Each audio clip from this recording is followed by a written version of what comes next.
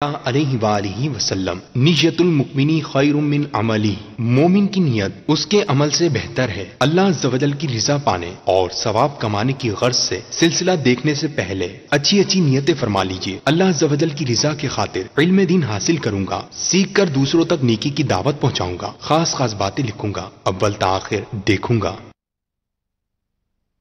تاجر جو متقی ہو، جو سچ بولتا ہو، جو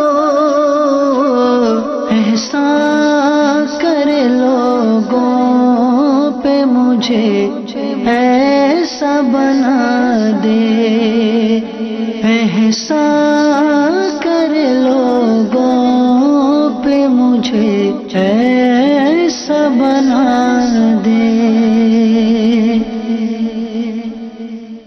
الحمدللہ رب العالمین والصلاة والسلام علی سید المرسلین، اما بعد فاعوذ باللہ من الشیطان الرجیم، بسم اللہ الرحمن الرحیم۔ الصلاة والسلام علیک یا رسول اللہ، الصلاة والسلام علیک یا حبیب اللہ، الصلاة والسلام علیک یا نبی اللہ وعلی آلک واصحابک یا نور اللہ۔ مدنی چینل کے ناظرین، حسب معمول اتوار کے دن مغرب کی نماز کے بعد آپ سلسلہ دیکھ رہے ہیں احکام تجارت، اور انشاءاللہ عز و جل جیسا کہ اس سلسلے کی انفرادیت ہے، بالخصوص تجارت اور مالی معاملات سے متعلق آپ کے سوالات کے جوابات مفتی علی اصغر عطاری مدنی مدظر اللہ العالی اس سلسلے میں ارشاد فرماتے ہیں۔ تو آج بھی یہ فورم حاضر ہے، مدنی چینل کی اسکرین پہ آپ کو نمبر دکھ رہے ہوں گے، نظر آ رہے ہوں گے، تو آپ کال بھی کر سکتے ہیں، اپنی کال ریکارڈ کرا سکتے ہیں۔ اس کے علاوہ واٹس اپ نمبر بھی نظر آ رہے ہوں گے، تو اپنا وائس میسج بھی بھیج سکتے ہیں، وائس ریکارڈ کر کے آپ اپنا سوال ہمیں بھیج سکتے ہیں۔ انشاءاللہ عز و جل ممکنہ صورت میں سلسلے میں شامل کیا جائے گا، اور انشاءاللہ مفتی صاحب اس پہ شرعی رہنمائی عطا فرمائیں گے۔ نبی کریم رؤوف رحیم صلی اللہ تعالی علیہ وسلم کی بارگاہ میں درود و سلام پڑھنے کے بے شمار فضائل و برکات کتب میں موجود ہیں۔ انہی میں سے ایک یہ ہے کہ آقا رحمت صلی اللہ علیہ وسلم ارشاد فرماتے ہیں، جو روزانہ 50 مرتبہ مجھ پر درود پاک پڑھے گا، میں قیامت کے دن اس سے مصافحہ کروں گا۔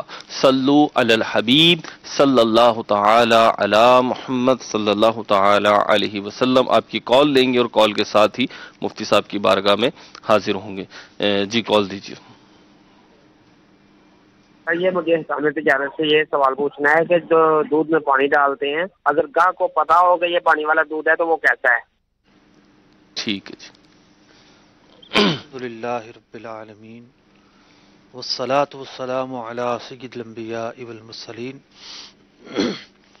اما بعد فاعوذ باللہ من الشیطان الرجیم، بسم اللہ الرحمن الرحیم۔ سوال واضح نہیں ہے، گاہک کو پتا ہو تو کیسا؟ جی، دودھ میں جو پانی ڈالتے ہیں اگر کسٹمر کو پتا ہو تو کیسا؟ تو سوال نہ ہوا نا۔ جی سوال یہ کرنا چاہیے تھا جی، کہ پانی ڈالنے کے باوجود دودھ بیچنا کیسا، ٹھیک ہے۔ جبکہ گاہک جانتا ہو۔ معاملہ یہاں پر یہ ہے کہ گاہک کو یہ ضرور پتا ہے کہ پانی ڈالا جاتا ہے، ٹھیک ہے، اس نے طے کیا ہوا اپنے ذہن میں، یہ ایک طے کیا ہوا اس نے، ٹھیک ہے لیکن یہ طے نہیں کیا ہوا کتنا ڈالا جاتا ہے۔ ٹھیک ہے۔ تو بعض علامتیں ایسی ہوتی ہیں کہ اس سے اندازہ ہو جاتا ہے کہ دودھ میں پانی کم ڈالا گیا ہے یا زیادہ ڈالا گیا ہے۔ جی بعض اوقات ملائی جو ہے نا وہ موٹی اور پتلی آتی ہے، بعض اوقات ویسے بھی جو دودھ ہے اس کو اگر یوں دھار اس کی بنائیں یا انگلی سے ٹپکائیں، جی، انگلی سے ٹپکانے میں بھی جو ہے وہ دودھ اندازہ ہو جاتا ہے، بتا دیتا ہے کہ اس میں کتنا پانی ہے۔ ٹھیک ہے۔ اور جو ماہر لوگ ہیں ان کے ہاں اور بھی علامات ہوتی ہوں گی۔ تو اگر کوئی اتنا پانی ڈالتا ہے کہ جتنا گاہک کے ذہن میں ہے، ٹھیک ہے، مثال کے طور پر 5 کلو میں چھٹاک پانی ڈال دیا ٹھیک ہے، یا 1 پاؤ ڈال دیا، ٹھیک ہے، اور گاہک بھی یہ سمجھتا ہے کہ اتنا تو ڈلتا ہی ہے، ایک معمولی مقدار ڈالی، اتنا تو ڈلتا ہی ہے، ٹھیک ہے، تو اس سے ہم یہ نہیں کہیں گے کہ گاہک کا حق متاثر ہوا ہے، ٹھیک ہے، کیونکہ اس کو معلوم ہے۔ ٹھیک ہے، یہ کوئی آئیڈیل صورتحال تو نہیں ہے، صحیح ہے، لیکن یعنی اس کو سپورٹ نہیں کر رہے ہم۔ جس طرح اے اور بی کیٹیگری کے مال ہوتے ہیں، جی ہمیں پتا ہے کہ جناب ہم یہ مال خرید رہے ہیں یہ بی کیٹیگری کا ہے، صحیح ہے، تو اب وہ بتانے والے پر یہ نہیں ہے، جب اس نے یہ بتا دیا کہ بی کیٹیگری کا ہے اب اس پر کوئی الزام نہیں ہے. ٹھیک ہے. تو دودھ کے معاملے میں اور بہت ساری اس طرح کی چیزیں ہیں ان کے معاملے میں ایسا ہوتا ہے.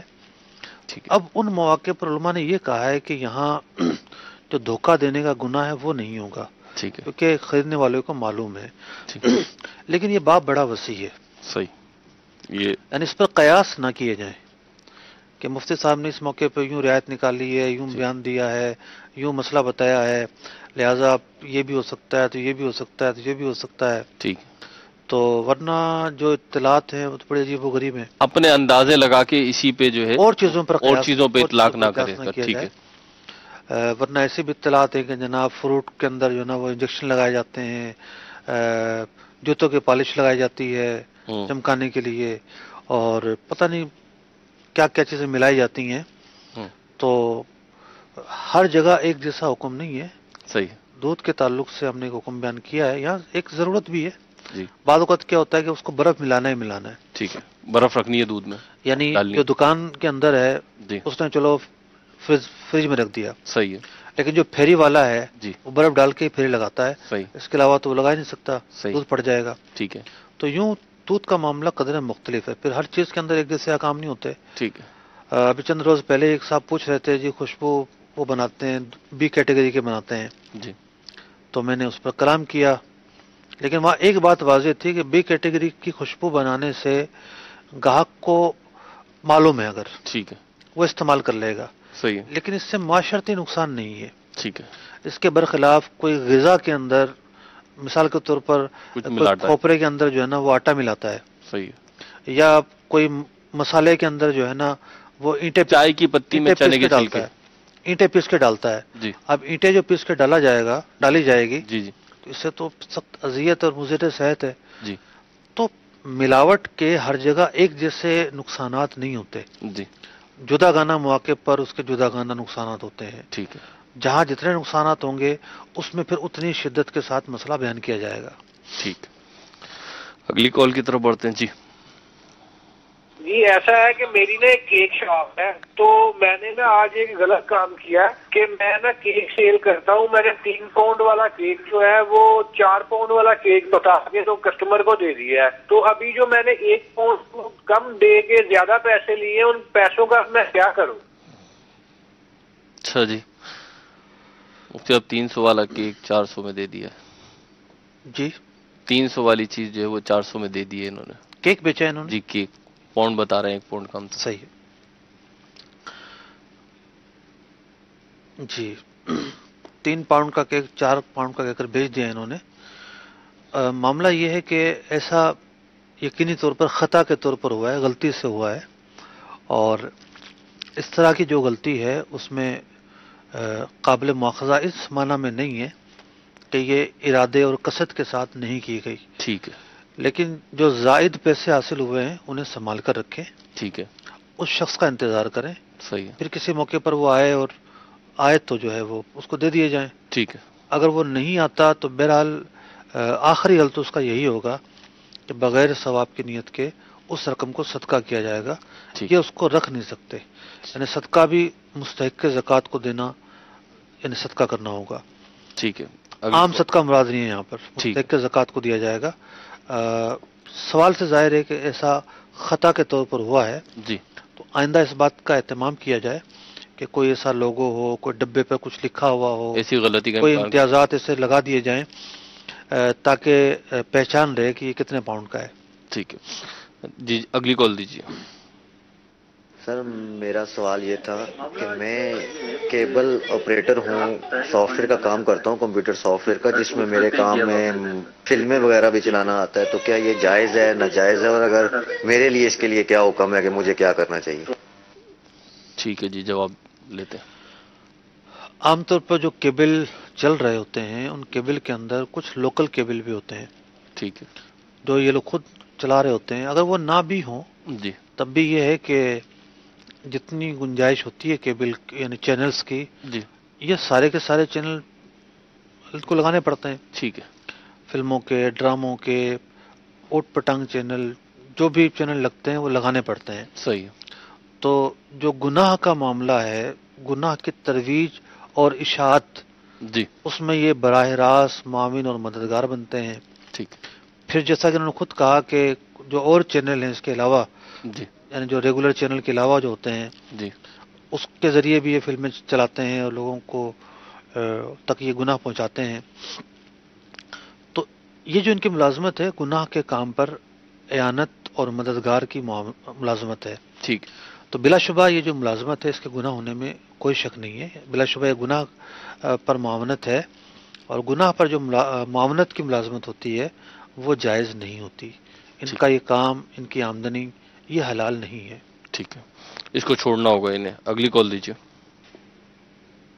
میں محمد اشتیاق رضا تاری سردار آباد سے بات کر رہا ہوں. میرا مفتی صاحب سے سوال یہ ہے کہ گھر میں گھریلو میٹر، جو بجلی کا میٹر ہوتا ہے گھریلو، اس پر کام کرنا کیسا ہے؟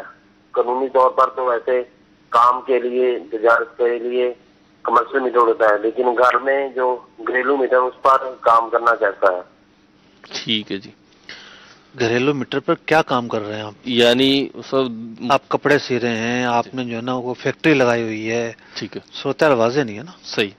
یعنی عام طور پر جو ہے وہ گھر میں عورتیں کپڑے سیتی ہیں. جی ٹھیک ہے. ہر دوسرے گھر میں جو ہے نا کپڑے سیے جاتے ہیں. صحیح. محلے میں کوئی ایک آدھ ایسی عورت ہوتی ہے جو کپڑے سی رہی ہوتی ہے اور سارے محلے دار آ رہے ہوتے ہیں. جی. تو اس کو انڈسٹری شمار نہیں کیا جاتا. ٹھیک ہے. ہمارے عرف عام کے اندر جی. کمرشل میٹر کے اندر کیا چیزیں ہو سکتی ہیں اور کیا نہیں، جدا گانا بحث ہے. ٹھیک ہے. اور آلریڈی جب آپ ایک ہدف کو کراس کر دیتے ہیں جی تو آپ کا بل ویسے بھی زیادہ ہو جاتا ہے. تو یہ تو ضابطہ ہمارے سامنے نہیں ہے، آپ کا کام بھی سامنے نہیں ہے کہ آپ گھریلو میٹر پر کیا کر رہے ہیں. بعض اوقات یہ ہوتا ہے کہ تار جو ہے وہ ویک ہوتے ہیں اور آپ کوئی بھاری کام کر رہے ہوتے ہیں. جی. تار جو ہے نا خراب ہو جاتے ہیں، ٹوٹ کے گر جاتے ہیں اور پورے محلے کو اس سے اذیت پہنچتی ہے، نقصان پہنچتی ہے. یوں بھی معاملہ جو ہے نا وہ خراب ہے. تو اس بارے میں آپ رہنمائی لیں، قانون کیا کہتا ہے. ٹھیک ہے. جو قانون کہتا ہے اس کو فالو کریں. صحیح. اگلی کال دیجیے. میرا نام طیب علی ہے، میں لاہور سے بات کر رہا ہوں. میرا سوال یہ ہے مفتی صاحب کی بارگاہ میں کہ میرا ایک دوست ہے، میں نے اس سے نا کاروبار کیا تھا. وہ میں نے انویسٹ میں نے کی تھی اور انہوں نے آگے نا اسے مال کو سیل کرنا تھا. یعنی جو بھی آئٹم ہم نے اس پہ ڈیسائیڈ کی تھی نا مارکیٹ کے لیول سے، وہ اب اس میں یہ ہے کہ وہ مال آگے بک نہیں سکا. یعنی تقریباً 50,000 کا مال بکا، اس کے بعد مارکیٹنگ ویلیو ختم ہو گیا اس کی نا، وہ مال یعنی ڈیڈ ہو گیا.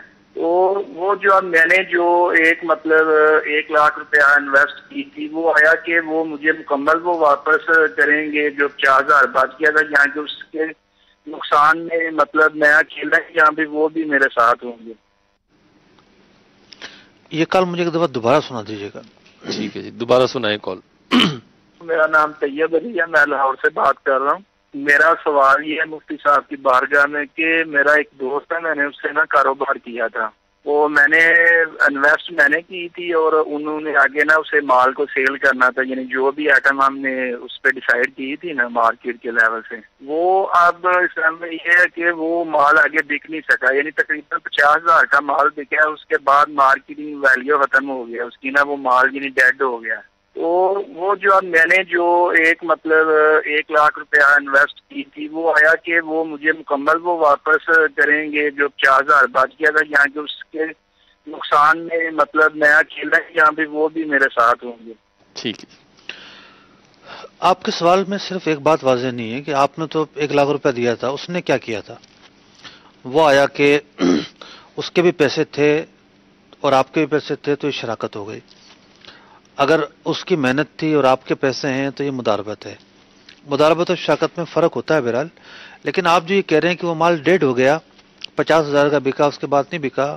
بعض آئٹم ایسے ہوتے ہیں کہ سیزن گزرنے کے بعد اب اگلے سال کا انتظار کیا جاتا ہے. مثال کے طور پہ لائٹیں، ربیع الاول کے اندر جو لائٹیں لگتی ہیں، جھنڈے چراغے کے لیے، تو دکانیں بھری ہوتی ہیں. ٹھیک ہے. بیجز بھرے ہوتے ہیں دکانوں کے اوپر اور بک رہے ہوتے ہیں الحمدللہ رب العالمین. جی. لیکن اگر ربیع الاول گزر جاتی ہے تو پھر یہ اگلے سال تک ڈیٹ ہو جائے گا. جی. تو اس کو یہ تو نہیں کہیں گے کہ نقصان ہو گیا. ٹھیک ہے. اب اگلے سال کا انتظار کریں گے. تو نقصان تو آپ کے اوپر آئے گا. جی. لیکن کتنا آئے گا اس میں کلام ہے. اور نقصان نہ آئے اس کی کوئی صورت بن جائے یہ بھی ممکن ہے. مثال کے طور پر وہ مال جو ہے نا آپ جتنے میں لیا تھا اتنے میں بیچ دیتے ہیں، یا آپ یہ فیصلہ کرتے ہیں اگلے سال تک کا ہم انتظار کریں گے. تو تھوڑا سا اس کے اندر تفصیل ہے مسئلے کے اندر. بہتر یہ ہے کہ آپ مرکز الاولیاء لاہور میں دارالفتہ ہے وہاں تشریف لے جائیں. تو امید ہے آپ بہتر طریقے سے اس مسئلے کو سمجھ پائیں گے. اگر آپ مرکز الاولیاء کے نہیں ہیں، سردار آباد کے ہیں، وہاں بھی دارالفتہ ہے، وہاں بھی جا سکتے ہیں. ٹھیک ہے، اگلی کال دیجیے. لے جائے ویسے ان کا لوری تھا.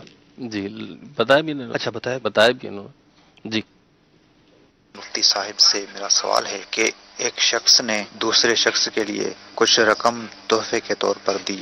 اب جس کو دی ہے وہ بھول گیا اور جس کو دینی تھی اس کا انتقال ہو گیا ہے. اب کیا اس رقم کا کیا کریں؟ جواب عنایت فرمائیں. 3 افراد ہیں اس کے اندر، ایک دینے والا، ایک پہنچانے والا، جی ایک جس کو دینی تھی. جی بالکل یہ صحیح ہے. دینے والے کا انتقال ہو گیا، پہنچانے والے کے ہاتھ میں رقم ہے. جی جس کو پہنچانی تھی اس کا انتقال ہو گیا. دیکھ لیں کبھی کبھی نا گڑبڑ ہو جاتی ہے. دوبارہ سن لیتے ہیں. دوبارہ چلا دیں. مفتی صاحب سے میرا سوال ہے کہ ایک شخص نے دوسرے شخص کے لیے کچھ رقم تحفے کے طور پر دی. اب جس کو دی ہے وہ بھول گیا اور جس کو دینی تھی اس کا انتقال ہو گیا ہے. اب کیا اس رقم کا کیا کریں؟ جواب عنایت فرمائیں. جی آپ صرف ہمارے تحت تو جس کو رقم دینی تھی اس کا انتقال ہو گیا اور جس نے دی ہے جی اس کو یاد نہیں ہے. جی بیچ والا جو آدمی ہے جس کی حیثیت وکیل کی ہے، نمائندے کی ہے، یہ وکیل اور نمائندہ جو ہے اس کو ایک کام سپرد کرنا تھا. انتقال ہو گیا تو وہ کام کرنا ممکن نہ رہا تو لا محالہ اس کو یہ رقم واپس کرنی پڑے گی. مالک کو یہ رقم واپس کرنا ضروری ہے. ٹھیک. اس لیے کہ وہ اگر بھول گیا ہو، کچھ بھی ہو گیا ہو، شرمندگی محسوس نہ کی جائے اور یہ نہ کہا جائے کہ جی اب اتنے دنوں کے بعد میں لے کے جاؤں گا تو وہ کیا کہے گا، کیا سوچے گا. بس ایک بات ذہن میں بٹھا لیں جی کہ آج یہ آدمی تو زندہ ہے، اگر یہ مر گیا تو پھر تو حقوق العباد کا معاملہ آ جائے گا، پھر بہت مشکل ہو جائے گی. آج یہ زندہ ہے، جو بھی شرمندگی کا معاملہ ہو فیس کر لیا جائے. آخرت کی شرمندگی سے بچنا زیادہ عقل مندی ہے. ٹھیک، تو یہ اسے واپس کرے، یہی حل ہے فی الحال. واپس کرے گا. ٹھیک ہے، اگلی کال دیجیے. مفتی صاحب سے میرا سوال یہ ہے کہ میڈیکل سٹور میں لوکل میڈیسن بیچنا جائز ہے یا نہیں؟ دیکھیں مفتی صاحب کوئی ماہر میڈیسن تو ہے نہیں کہ آپ اتنا مبہم سوال کریں کہ لوکل میڈیسن بیچنا.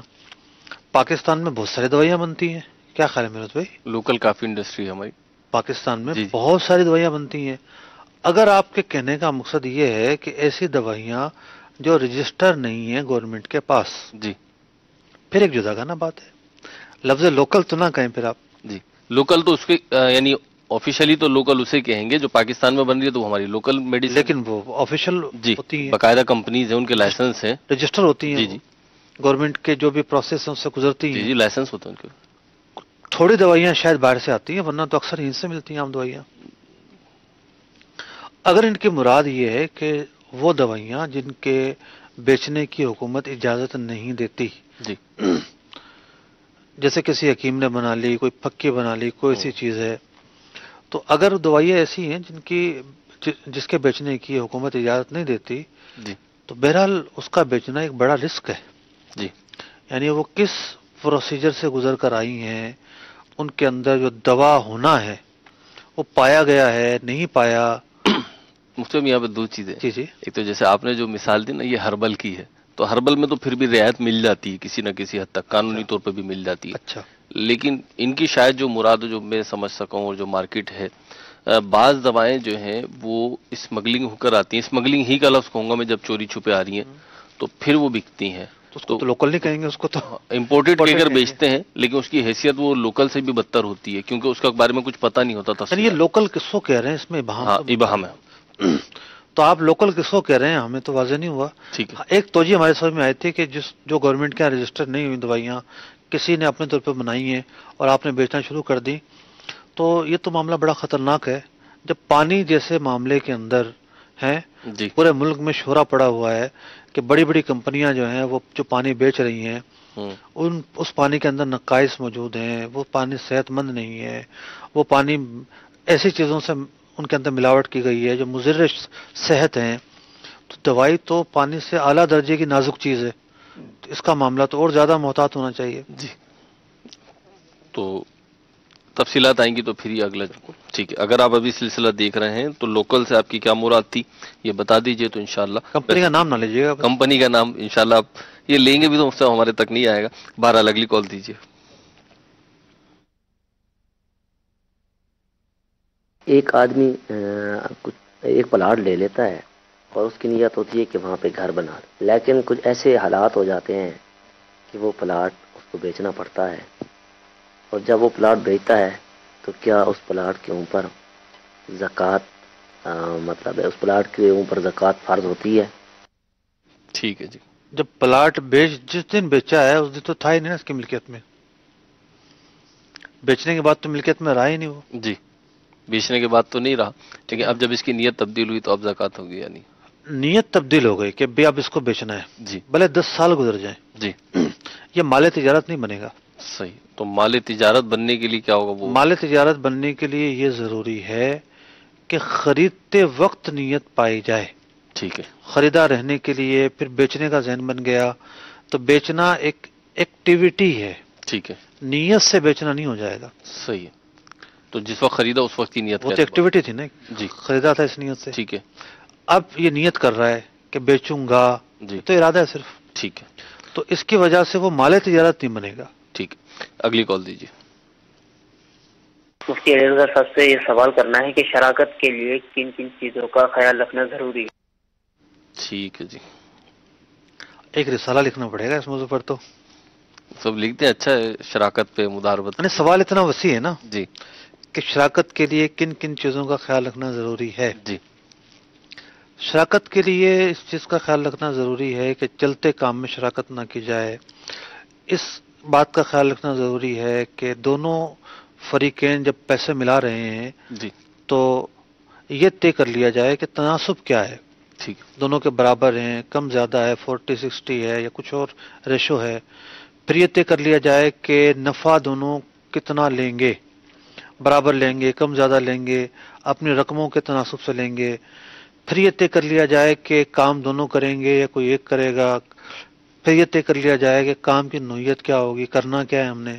ٹھیک ہے. پرچون کی دکان کھولنی ہے یا کپڑے کی کھولنی ہے یا دکان کھولنی ہے یا ٹھیلا لگانا ہے، کام کی نوعیت طے کر لی جائے. ٹھیک. اور یہ طے کر لیا جائے کہ جب یہ کام ختم ہوگا تو ہم کن بنیادوں پر ختم کریں گے. ٹھیک ہے. یعنی آج وہ چیزیں سوچ لیں گے نا. صحیح ہے. تو اس دن جب کام ختم ہو رہا ہوگا جھگڑے نہیں ہوں گے. اس دن آپ کہیں گے یار تو میں نے 10 سال محنت کی ہے، مجھے تو پتہ ہی نہیں تھا کہ ایسا بھی ہوگا. خوش اسلوبی کے ساتھ معاملہ ختم ہو جائے گا.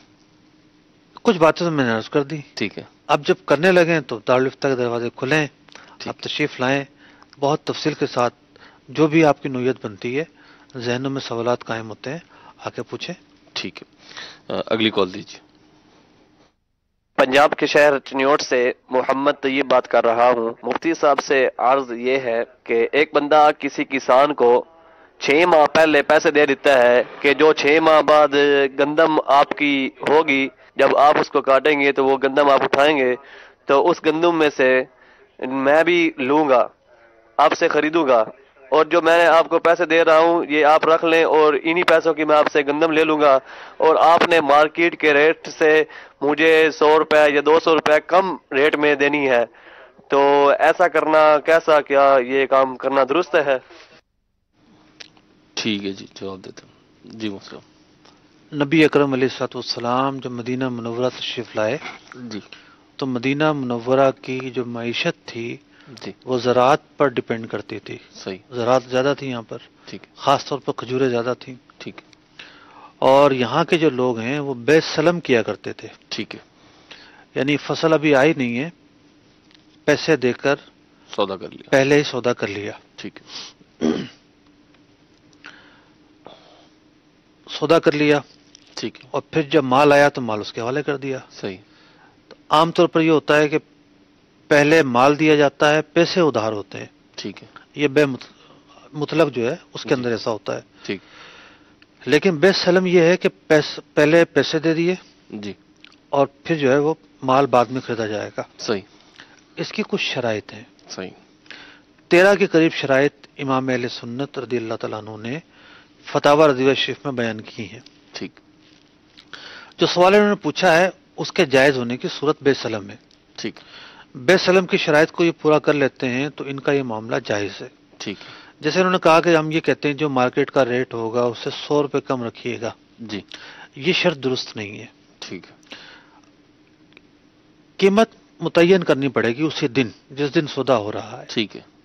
کہ بھئی گندم کا جو ریٹ ہے آپ نے 400 روپے من ہمیں دینی ہے. ٹھیک ہے. مارکیٹ 500 پہ جائے، 300 پہ جائے، 200 پر آئے، اس سے کوئی سروکار نہیں ہوگا. ابہام نہ ہو قیمت میں. کوئی ابہام نہیں ہوگا. ٹھیک ہے. اس دن آپ طے کر لیں. صحیح ہے. اب مارکیٹ کو چھوڑ دیں، بعد میں مارکیٹ کیا ہوگی ہر ایک کا نصیب ہے. صحیح ہے. بالکل فگر میں طے ہوگی. پھر یہ ہوگا کہ جناب وزن کے حساب سے ہمارے یہاں لین دین ہوتا ہے تو وزن کے حساب سے ہوگی. پھر باردانہ کس کے ذمہ ہوگا. ٹھیک ہے. سب سے جو اہم شرط ہے وہ یہ ہے کہ 1 مہینے سے کم کی ادھار نہ ہو. یعنی مال کی جو ڈلیوری ہے 1 مہینے سے کے بعد کا رکھا جائے. ٹھیک. 1 مہینے سے پہلے نہیں ہو سکتا. مہینے سے پہلے کی نہ رکھی جائے. بے سلم کی یہ شرط ہے. ٹھیک ہے. اور ایک اور بڑی ہی اہم شرط یہ ہے کہ وہ چیز ایسی ہو کہ جس وقت سودا ہو رہا ہے جی مارکیٹ میں موجود ہو. صحیح. گندم ہمارے یہاں مارکیٹ میں موجود ہوتی ہے. ٹھیک ہے. مارکیٹ سے ناپید نہیں ہوتی. صحیح. آم کا جو معاملہ ہے وہ اس سے مختلف ہے. آم مارکیٹ میں موجود نہیں ہوتا. صحیح. جب ایسا ہوتا ہے جیسے مثال کے طور پر ملتان کا آم مہینے بعد آتا ہے. ٹھیک ہے. میرپور خاص کا آم مہینہ پہلے آ جاتا ہے. صحیح. تو آم مارکیٹ میں آ گیا، اب کوئی ملتان والوں سے کر رہا ہے، اب اس کی گنجائش موجود ہے. صحیح. گندم جو ہے، گندم پاکستان میں سب سے پہلے ہمارے شہر سے میں نکلتی ہے. ٹھیک. تقریباً فروری میں باہر آ جاتی ہے. ٹھیک ہے. کون سے شہر سے؟ چڈو ہے، نواکوٹ ہے، ان علاقوں میں گندم باہر آ جاتی ہے. پاکستان میں سب سے پہلے یہاں آتی ہے. ٹھیک ہے. لیکن گندم ایک ایسی چیز ہے کہ ہماری مارکیٹوں میں گندم ہر موسم میں دستیاب ہوتی ہے. 12 ماہ موجود رہتی ہے. 12 ماہ موجود رہتی ہے. لیکن کوئی ایسی چیز ہو سکتی ہے یا کوئی ایسے موسم آ سکتے ہیں کہ جس میں گندم نہ ہو. ٹھیک. شرط کو فالو کرنا ضروری ہے کہ جس وقت سودا ہو رہا ہو، جو چیز آپ خریدنا چاہ رہے ہیں ایڈوانس میں پیسے دے کر، تو وہ چیز اس وقت اس مارکیٹ میں موجود ہو جس کا آپ سودا کر رہے ہیں. ٹھیک ہے. تو یہ 2-4 شرائط میں نے بیان کی ہیں. اس سے ملتی جلتی کچھ اور شرائط بھی ہیں. ٹھیک ہے. پھر وہی بات ہے کہ تفصیلات کے لیے آپ دارالفتہ سنت بھی رابطہ کر سکتے ہیں اور اسی کے ساتھ اگلی کال بھی لیں گے. جی بارشت پڑھ لیں، اتنا مسئلہ نہیں ہے. ٹھیک ہے. بارشت کے اندر 13 شرائط فتاوی رضویہ بارشت میں شرائط بیان کی گئی ہیں. ٹھیک ہے. ان شرائط کا میں نے خلاصہ تقریباً بیان کر دیا ہے. جی ہو سکتا ہے کوئی ایک آدھ شرط رہ گئی ہو. ٹھیک ہے. ورنہ میں نے تقریباً بیان کر دی ہے. ٹھیک ہے. اب بہار شریعت آپ کو کہاں سے لینی ہے؟ تو مکتبۃ المدینہ کی مختلف شاخوں سے بھی مل جائے گی یہ. اور اس کے علاوہ اگر آپ کمپیوٹر یوز کرتے ہیں اور اسمارٹ فون یوز کرتے ہیں تو دعوت اسلامی کی ویب سائٹ سے اور اپلیکیشن سے بہار شریعت آپ PDF ورژن جو ہے اس کا وہ بھی ڈاؤن لوڈ کر سکتے ہیں. جی اگلی کال دیجیے. ہند گجرات جام نگر سے محمد ساجد اتاری عرض کر رہا ہوں. مفتی صاحب کی بارگاہ میں عرض ہے کہ حضرت میں چاکلیٹ کا کاروبار کرتا ہوں، تو اس کے اندر جب کسی کو ادھار دینا ہوتا ہے مال تو 10 روپیہ 20 روپیہ زیادہ لے سکتے ہیں اور کیس کے اندر 10-20 روپیہ کم ہوتا ہے، یعنی جو بھی ریٹ چل رہا ہے وہی لینا پڑتا ہے. تو ایسا کرنا کیسا؟ ٹھیک ہے. ایسا کرنا کیسا بتاتے ہیں آپ. نقد مال سستا بیچنا، ادھار مال مہنگا بیچنا، یہ مال بیچنے والے کا حق ہے. ٹھیک ہے. کہ وہ اپنا مال کتنی قیمت پہ بیچے، مہنگا بیچے، سستا بیچے. اگر کوئی آدمی نقد مال سستا بیچتا ہے تو اس کی اغراض ہیں، اس کو پیسہ جلدی مل رہا ہے. ٹھیک ہے. انہی پیسے سے وہ دوبارہ رولنگ میں لا کر کما لے گا. ٹھیک ہے. لیکن جب کوئی شخص جو ہے وہ ادھار بیچتا ہے تو اس کا پیسہ زیادہ دیر تک پھنستا ہے. ٹھیک ہے. علماء نے اس بات کی رخصت دی ہے کہ نقد مال کو کوئی سستا بیچتا ہے جائز ہے. صحیح ہے. ادھار کو مہنگا بیچتا ہے وہ بھی جائز ہے. ٹھیک. کوئی حرج نہیں ہے. ٹھیک. اگلی کال دیجیے.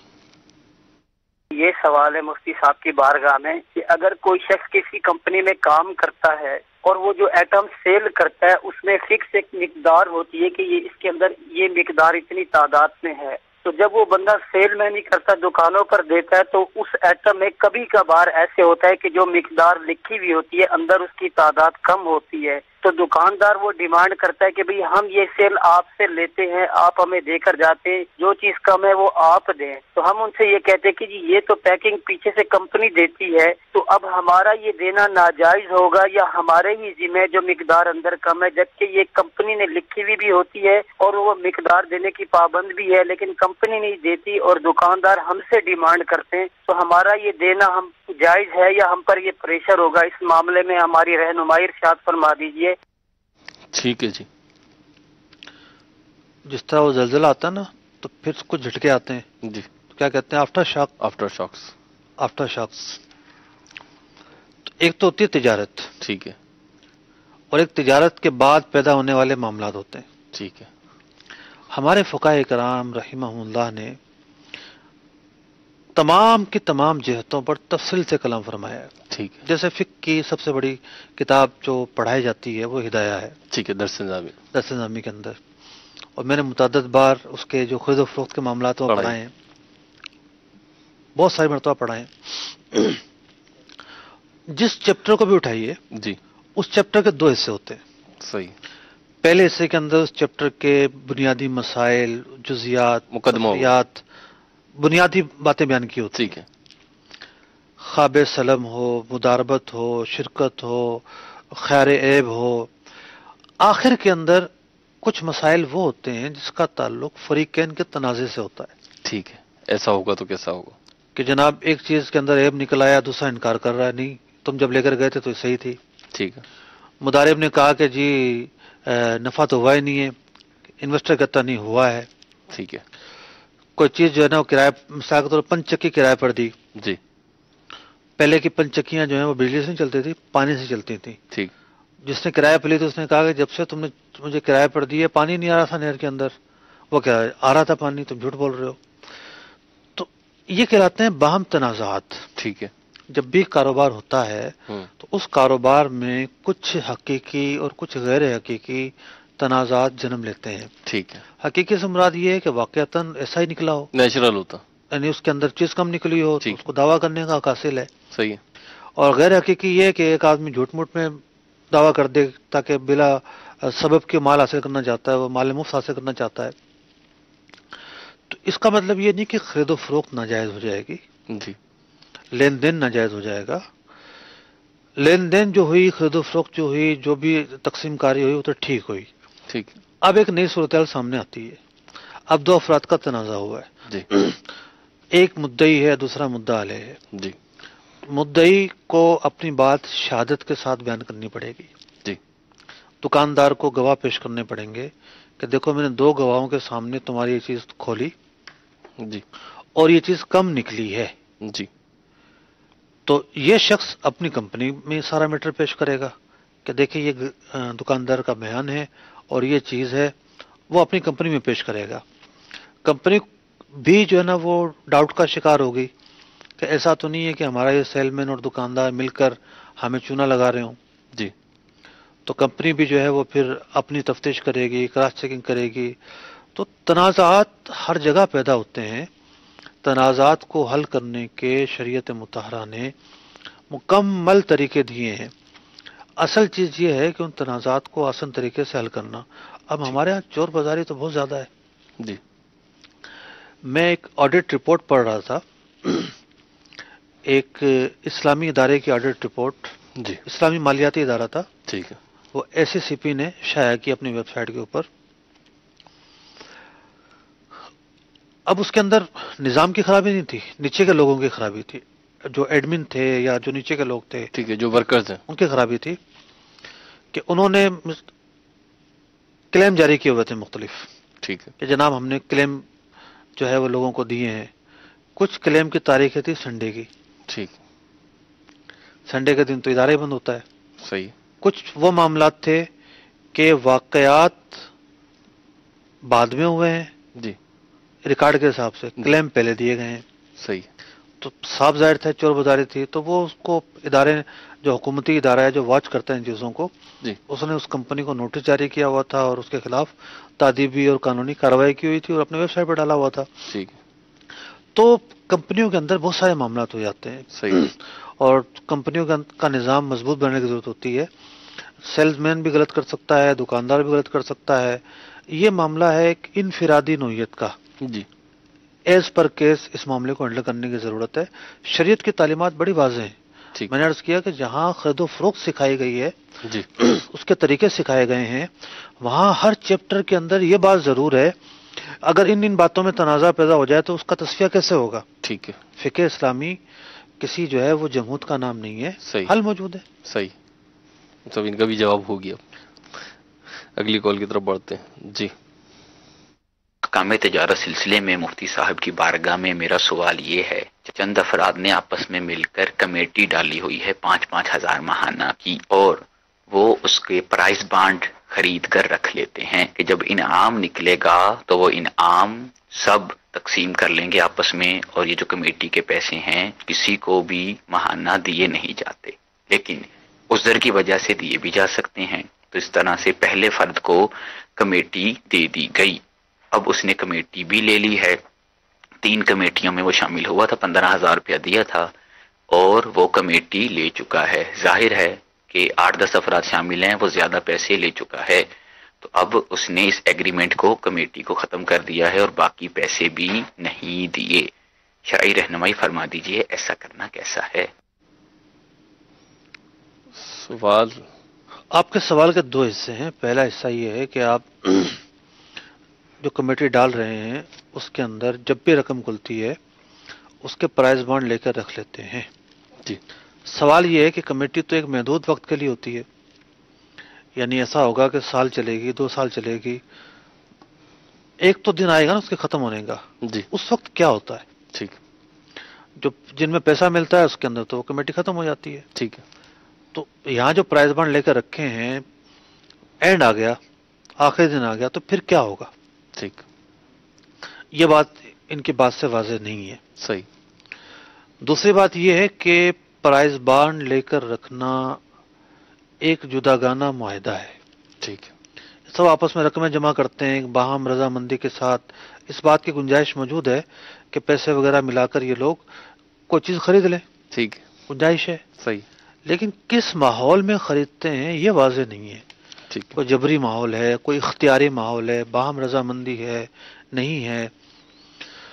लेकिन जो इनका सवाल है उसका प्राइस बॉन्ड से तो कोई ताल्लुक नहीं है, तो इसलिए हम ये बात बयान नहीं कर रहे कि इनका ये सारा अमल जायज़ है या नाजायज़ है, क्योंकि इसकी तफसीलात हमारे सामने नहीं है, पस मंजर भी हमारे सामने नहीं है। ठीक है। मुफ्ती, असल सवाल का जवाब ये है कि जिस आदमी ने एक कमेटी कुछ महीनों के पैसे भरे, पहली कमेटी ली, दूसरी ली, तीसरी ली, ठीक है, और सारे पैसे लेके गायब हो गया। सही है।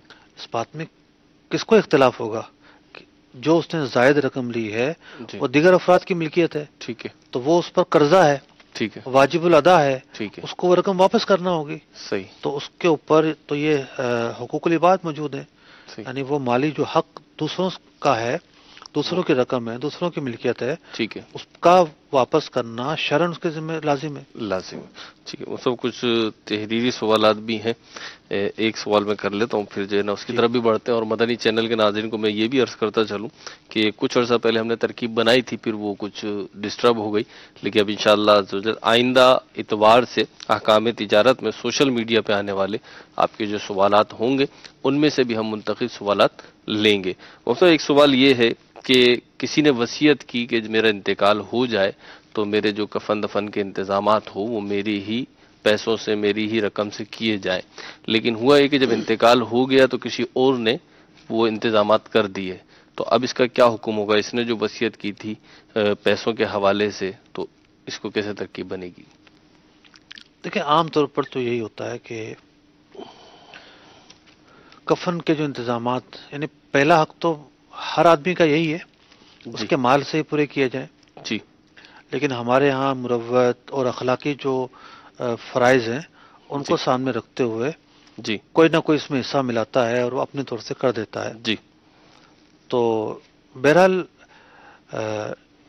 इसकी गुंजाइश तो मौजूद है। ठीक है। لیکن وصیت کو ترجیح دینی چاہیے تھی. صحیح. ہو سکتا ہے کہ وہ اس خدشے کے پیش نظر کہہ رہا ہو کہ یہ نہ ہو کہ جو اپنے پیسے ملائے اس کا مال حلال کا نہ ہو. ٹھیک ہے. میری حلال کی آمدنی ہے, میں چاہتا ہوں کہ میری حلال کی آمدنی سے ہی مجھے کفن دیا جائے. ٹھیک ہے. یہ میرے جو قبر وغیرہ کے مسائل وہ پورے کیے جائیں. ٹھیک ہے. اور جو وراثت اور ترکے کے مسائل ہیں اس کے قواعد بھی یہی کہتے ہیں کہ میت کا جو مال ہے جو اس نے چھوڑا ہے جی سب سے پہلے کفن دفن کے اخراجات اس سے پورے کیے جائیں گے. ٹھیک ہے. لیکن کوئی شخص اپنے طور پر کر دیتا ہے جی تو بہرحال گنجائش تو ہے. ٹھیک ہے. یعنی یہ نہیں کہیں گے کہ وصیت پہ جو عمل کرنا ضروری تھا یہ نہیں ہے. اور دوسری بات یہ کہ جس نے خرچ کر دی اس کو دے سکتے ہیں اب یا نہیں دے سکتے, یہ ایک الگ سوال ہے. ٹھیک ہے.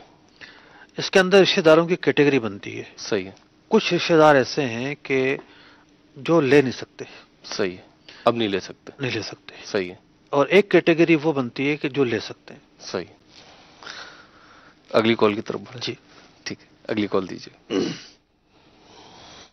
میرا مفتی صاحب سے یہ سوال ہے کہ جس جگہ میں کام کر رہا ہوں وہاں کا ٹھیکیدار بہت زیادہ کم ریٹ دیتا ہے. اس بارے میں نے اس سے بات کی تو وہ کہتا ہے کہ میں نے آپ کو ریٹ کی بات کر کے پھر کام پہ رکھا ہے, آپ چاہو تو کہیں اور لگ سکتے ہو. اور اب یہ کہ مجبوری کے تحت وہاں پہ میں کام کر رہا ہوں کیونکہ فی الحال کہیں پر جاب نہیں مل رہی. تو اس طرح زیادہ پروفٹ زیادہ منافع رکھنا یہ شریعت میں جائز ہے یا نہیں؟ وہ کہتا ہے کہ شریعت میں جائز ہے, میں نے آپ کو ریٹ دیے ہیں, آپ کرنا چاہو تو کرو, نہیں کرنا چاہو تو نہیں کرو. لیکن ایک حساب سے اگر دیکھا جائے تو یہ تو مجبوریوں کا فائدہ اٹھانا ہے. ٹھیک ہے جی. دیکھیں ہمارے دنیا کا ایک نظام ہے, اس نظام کے اندر کچھ حقائق ہوتے ہیں, حقائق کا سامنا کرنا چاہیے. اگر آپ کام جانتے ہیں تو بہرحال اتنا تو ہے کہ آپ کے اندر ایک اعتبار سے تو کچھ کمی ہے کہ آپ کام جاننے کے باوجود پی آر نہیں بنا پا رہے. اپنے پروفیشنل تعلقات جو آپ کے ڈپارٹمنٹل تعلقات ہوتے ہیں, ایک فیکٹری میں کام کرتے ہیں, آپ چاہتے ہیں کہ بس اسی پہ عمر گزار دوں. اگر آپ ترقی کرنا چاہتے ہیں تو آپ کو چاہیے کہ بہت سارے ٹھیکیداروں سے اپنے تعلقات اسباب بنانا پڑیں گے. تعلقات بنائیں, اپنا کام دکھائیں, کچھ ریٹ لیں, کچھ ملیں جلیں. ایک ہی شخص کے ساتھ آپ بندھے ہوئے ہیں تو وہ جیسا ہے اس طریقے سے آپ کے ساتھ معاملہ کرے گا. وہ برا ہے ہم یہ نہیں کہہ رہے جی. اس نے اپنی ایک پیشکش دے دی آپ کو, ٹھیک ہے, کہ بھئی میں اتنے میں کام لوں گا آپ سے. ٹھیک ہے. وہ اپنی جگہ پر صحیح ہے, اس کا عمل درست ہے. مارکیٹ کمپٹیشن یہی ہوتی ہے نا جی, کہ 4 دکانیں ہوتی ہیں. مثال کے کوئی مال بیچنے والا ہے, وہ ایک ہی دکان پہ چلا جائے اور جا کر کہے کہ جی بس تم ہی مال خرید لو, میں کسی اور کو نہیں بیچوں گا. صحیح. اب وہ جیسا بھی ریٹ دے گا خریدنا پڑے گا. صحیح ہے. اس کے بجائے 4 دکانوں پہ جاتا ہے. ٹھیک ہے. اور پھر فیصلہ کرتا ہے کہ مجھے کس کو بیچنا چاہیے. ان کے پاس یہ اختیار ہے. صحیح ہے. دکاندار کے پاس یہ اختیار ہے کہ وہ اپنے پیسے جو ہیں وہ بتائیں جتنے کی وہ سمجھتے ہیں کہ ہمیں کرنی چاہیے, جو آفر مناسب سمجھے. یہی معاملہ ٹھیکیدار کا ہے. ٹھیک ہے. اب ٹھیکیدار بتا دیتا ہے کہ جی میں اتنے کا جو ہے وہ کام آپ سے لوں گا جی. تو اگر آپ کو کوئی کام نہیں مل رہا تو بہرحال کرنا تو پڑے گا. ناجائز تو نہیں کہا جا سکتا. ٹھیک ہے. لیکن کوشش جاری رکھیں, دیگر جو ہے وہ لوگوں سے بھی رابطہ کریں. دیگر مطلب جائز کام اگر ہے تو جائز کام جہاں سے بھی ملے ٹھیک ہے کرنا چاہیے. ٹھیک ہے. مفتی ان کو تو مدنی پھول آپ نے دیے. یہ جو لوگ رکھتے ہیں ٹھیکیدار وغیرہ ہوتے ہیں, اس طریقے کے لوگ ہوتے ہیں جو اس طریقے کے افراد کو رکھتے ہیں, ان کو کچھ رعایت کرنی چاہیے, کچھ خیال کرنا چاہیے. ایک تو دیکھیں آپ نے ایک بات فرمائی کہ مارکیٹ ٹرینڈ ہے اور یہی کمپٹیشن ہے, یہ کاروباری اصطلاحات ساری اپنی جگہ ہیں, لیکن ایک مسلمان ہونے کے ناطے اخلاقیات کے حوالے سے اصل میں دیکھیں ہوتا یہ ہے کہ بعض کا ٹھیکیدار کچھ چھوٹا سا ہوتا ہے. ٹھیک ہے. اور وہ بھی براہ راست برت نہیں ہوتی. براہ راست مال جو ہے نا وہ اصل پارٹی کو نہیں بیچ رہا ہوتا. صحیح. 4 ہاتھوں سے مزید گزرنا ہوتا ہے. صحیح. تو اس کے پاس کیپیسٹی نہیں ہوتی. صحیح. مجبور ہوتا ہے, وہ خود مجبور ہوتا ہے. خود مجبور ہوتا ہے. ٹھیک ہے. بعض اوقات ایک ٹھیکیدار ایسا ہوتا ہے کہ جس کے اور پارٹی کے درمیان واسطے کم ہوتے ہیں. صحیح ہے. اس کو نفع زیادہ مل رہا ہوتا ہے. ٹھیک ہے. تو اس بات پہ تو کوئی شک نہیں ہے کہ ایک ایسا نظام ہونا چاہیے کہ جس میں چند افراد ہی امیر نہ ہوں. مزدور کو زیادہ سے زیادہ ریلیف ملنا چاہیے اور جتنا زیادہ ہو سکے اس کو ریلیف دیا جائے. یہ صدقہ نہیں ہے اور صرف یہ نیکی نہیں ہے, یہ بھی نیکی ہے. آپ بطور انعام کے اس کو دے دیں, بطور صدقہ کے اس کو دے دیں, جی, مشکل میں اس کی مدد کر دیں, یہ بھی نیکی ہے. جی. لیکن یہ بھی ایک نیکی ہے کہ آپ جو اجرت طے کر رہے ہیں وہ تھوڑی اس لیے زیادہ طے کریں کہ ایک پردہ پوشی کے ساتھ اس کی مدد بھی ہو جائے. ٹھیک. یہ بھی ایک نیکی کا موقع تو ہے. ٹھیک ہے. لیکن یہ ایک مستحب نیکی ہے, نفلی نیکی ہے, وہ کرنا چاہے تو کرے, ترغیب موجود ہے, فوائد موجود ہیں. ٹھیک ہے. لیکن وہ ایسا کرے یہ لازمی تو نہیں ہے. ٹھیک ہے, اس کے اوپر لازم نہیں ہے. جی ٹھیک ہے. جزاک اللہ مفتی صاحب. مدنی چینل کے ناظرین, سلسلے کا وقت اختتام کو پہنچا. انشاءاللہ عز و جل کل دن 1 بجے آپ اس سلسلے کو ریپیٹ دیکھ سکتے ہیں, اور اس کے علاوہ مدنی چینل لائیو فیس بک پیج پر ہمارے لائیو سلسلے موجود ہوتے ہیں, وہاں سے بھی اسے آپ ریپیٹ دیکھ سکتے ہیں. اللہ رب العزت ہمیں عمل کرنے کی توفیق عطا فرمائے. صلو علی الحبیب صلی اللہ تعالی علی محمد صلی اللہ تعالی علیہ وسلم. تاجر جو متقی ہو, جو سچ بول